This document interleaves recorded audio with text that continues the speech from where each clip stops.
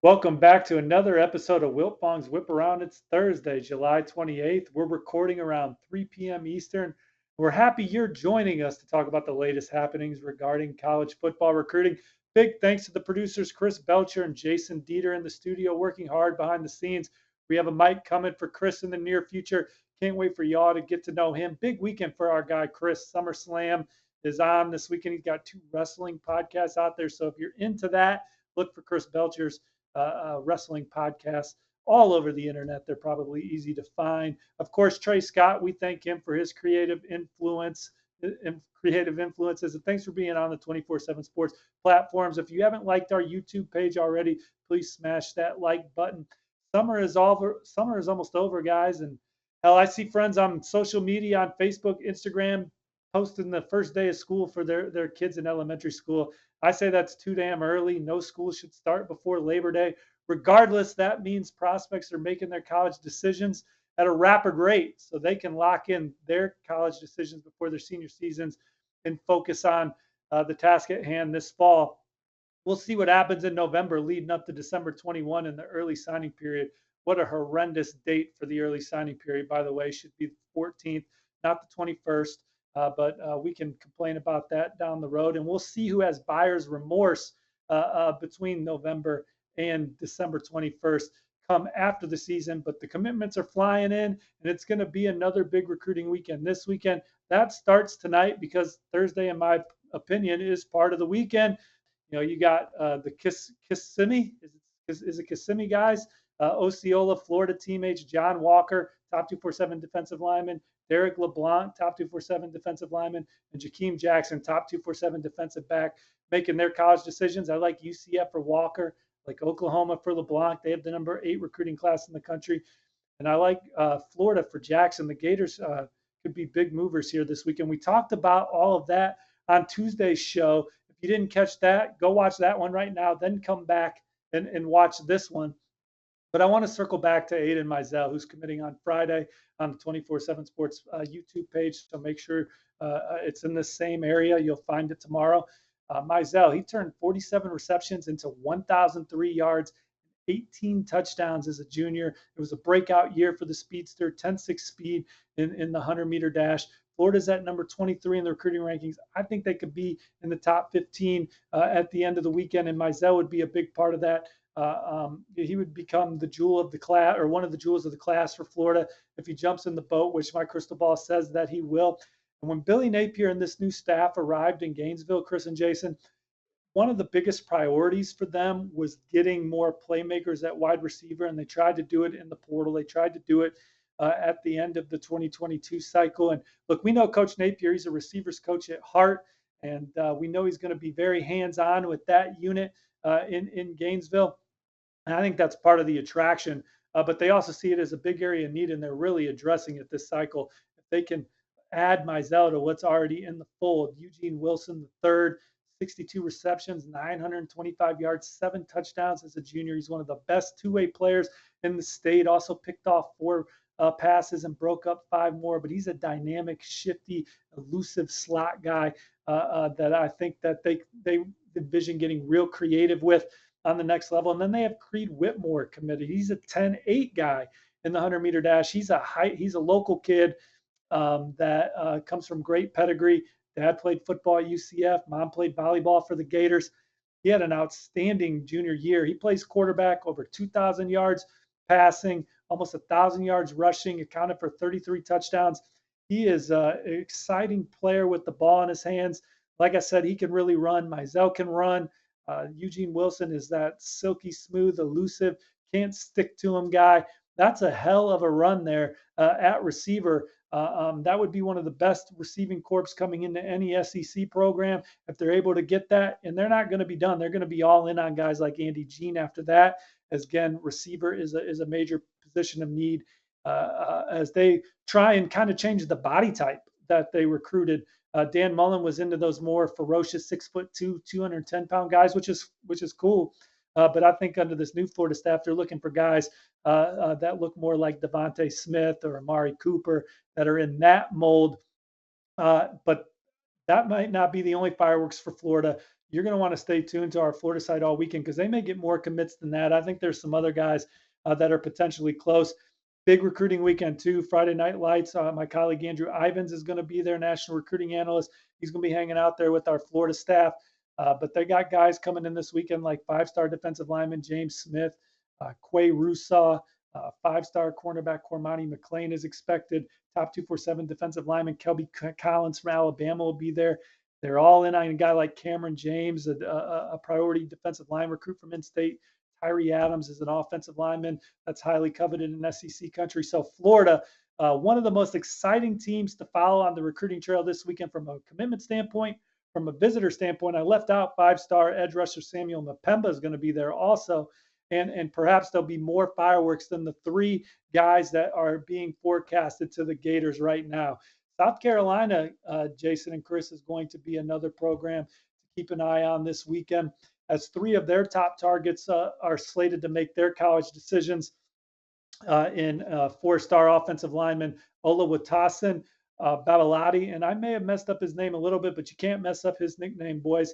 His nickname is Tree. He's been nicknamed Tree for a long time, a coach at DeMatha High School told me today. He also told me that he likes where the Gamecocks stand for Tree. So with that, my 24/7 Sports crystal ball is on South Carolina after talking to him and a couple other sources with knowledge of the situation. Now, Maryland, they're not going to go away over the next 72 hours. They're not going to go away after this young man commits. We've seen Maryland and South Carolina kind of collide a little bit on the recruiting trail the last couple cycles. Right now, I like the Gamecocks for the 6'5", 296-pound Babalati. Also like them for Montague Rames. He's a defensive end prospect that they've been all in on and loved from early in the process. I talked to a source that said that he's watched just about every pass rusher in the country this year, and the physical traits that Rames brings to the game. He's just a different animal. He's got that natural strength, moves and runs well. Great athlete. He had 20 and a half tackles for loss last year, so makes a lot of plays behind the line of scrimmage. Also plays a lot on the interior. He's a tough physical kid that really has a huge upside on the edge, and a source called him an absolute animal. Marquis Anderson, his recruitment. I like South Carolina. The sources I talked to regarding the number 2 interior offensive line recruit in the top 247 like South Carolina, but I also know he talked to Mac Brown on Wednesday night and several Tar Heels staff members. I know he's keeping regular dialogue with LSU. But one source said Clemson's out. I rarely count Clemson out. Again, I think South Carolina is the one there. And like I said, if South Carolina lands all three of these guys, they go from number 34 to number 16 in the 24/7 Sports recruiting rankings as things stand now. Coach Beamer and company, they signed the number 24 class in the country last year, trying to go top 25 again, maybe top 20, maybe top 15. This would be a hell of a weekend for them to really launch going into fall camp for them. Moving along on this whip around slowly but surely, 24/7 Sports is going to have the announcement this weekend of 4-star quarterback Brock Glenn. I said on Tuesday's show that Ohio State was a team to watch. That is the team that I think is the one to beat going into the announcement. Now, Florida State is one that I liked a couple weeks ago, but I think as he has closed in on making this decision and started weighing out the important factors that he's looking for in a school, I think that Ohio State checks all the boxes that he's looking for, and I think he loves what he's seen from the Buckeyes. And Ohio State is the program I'm watching for Brock Glenn going into Saturday's announcement. Ohio State is the number 1 recruiting class in the country, but they're still looking for their signal caller. They're all in on Brock Glenn, and I think that the Big Ten powerhouse is the one to beat. Now, Florida State, they've been a major contender for a while now. His high school coaches have a great relationship with Mike Norvell and his time at Memphis and Mike Norvell's track record, and he certainly loves the Seminoles. So it wouldn't surprise me if he picked FSU. But I think I'm rocking with the Buckeyes for Brock Glenn. And I think if you guys have been following along with the way I've been reporting on this, that I've been getting closer and closer to that. And now I'm feeling good about Ohio State there. Chris, I think you got a question for me there regarding 5-star running back Richard Young. I've answered this online, but I'm going to answer it here on Wiltfong's Whiparound too. Hey, Fong, how are you feeling about the CB for Richard Young to Alabama? Well, let's answer here on Wiltfong's Whiparound too. I still Alabama, that was the boyhood dream school for Richard Young. He's got family in the area. Certainly their track record with 5 stars, their track record with running backs, their track record with everybody. I still, wouldn't be surprised if he picked Alabama, and that's where my pick is. But fellas, Oregon is really in this recruitment. They've done a great job of recruiting him. They've gotten him out to Eugene a couple times. He's had some terrific experiences. He's built a good rapport with the staff, built a good rapport with their commits. Dante Dowdell, the other running back in the class, he's pushing to get Richard Young to join him. They want to be the combination similar to guys like Sony Michel and Todd Gurley were at Georgia. Dante Moore, 5-star quarterback commit, him and Richard Young have really clicked as well. So, talking to sources today, I think Oregon is very much in it, and we talked about that on this show before in the past. So that answer should come as no surprise to people that tune in to Wiltfong's Whiparound on the regular. So Richard Young in Oregon, I think that is also a possibility. But Bama absolutely still a player. And look, Miami, and we're going to talk more about Miami in the show. That I think they're going to try and keep chopping wood on Richard Young as well. So we'll see what happens there. There's going to be some other big recruiting weekends outside of Gainesville. Georgia's bringing in some top targets. Top 4-star receiver Tyler Williams, who I like the Bulldogs for.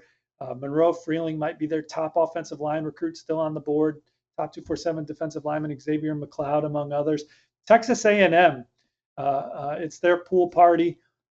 We talked about them on the show on Tuesday. So again, if you missed that segment, go back and watch it. I just want to come back around on 5-star linebacker Anthony Hill because, in the number 1 linebacker in the land, a punishing tackler and an instinctive second-level defender that also brings pass rush ability to your football team.